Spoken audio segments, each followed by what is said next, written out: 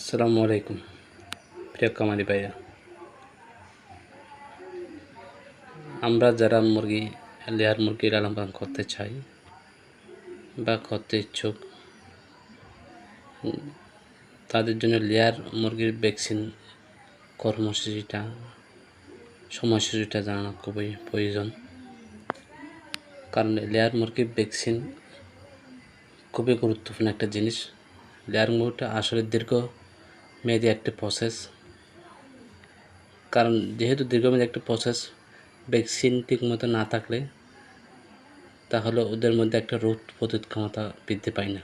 ওই কারণে ভ্যাকসিনটা খুবই প্রয়োজনীয় একটা বিষয়, বিশেষ করে লেয়ার মুরগির জন্য। তাই আপনাদেরকে লেয়ার মুরগির সময়সূচিটা জানার জন্য চেষ্টা করব। দেখেন, প্রথমে আমরা 3 থেকে 5 দিন যে ভ্যাকসিনটা ইউজ করব সেটা হচ্ছে রানীক্ষেত প্লাস ব্রঙ্কাইটিস। এটা করব লাইভ বলতে এটা আমরা চোখে দেব। এরপর আসেন 7ম দিন, 7 দিন এসে দেব গাম্বুরো প্লাস রানীক্ষেত। এটা হচ্ছে খিলটা হচ্ছে গাড়ের মাংস অথবা চামড়ার নিচে প্রয়োগ করতে হবে, গাড়ির চামড়ার নিচে প্রয়োগ করতে হবে। এরপর আসেন 10ম দিন, দেব গাম্বুরো ভ্যাকসিন। এটা হচ্ছে লাইভ ভ্যাকসিন, ওটাও আমরা চোখে দেব। অনেক ক্ষেত্রে আমরা হয়তো পানিতেও খাওয়াতে পারি,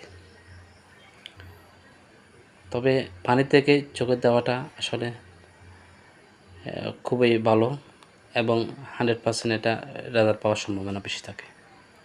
এরপর আসে 17তম দিন, তাও আমরা একটা গাম্বুরো বুস্টার করব। এটা হচ্ছে লাইভ ভ্যাকসিন, তাও আমরা চোখে অথবা পানিতে খাওয়াই দেব। এরপর আসেন 22 থেকে 23 দিন, রানীক্ষেত প্লাস ব্রঙ্কাইটিস, তাও আমরা লাইভ, এটা চোখে অথবা পানির সাথে মিশিয়ে খাওয়াই দেব। এরপর আসেন 28তম দিন, এটা হচ্ছে এভিয়ান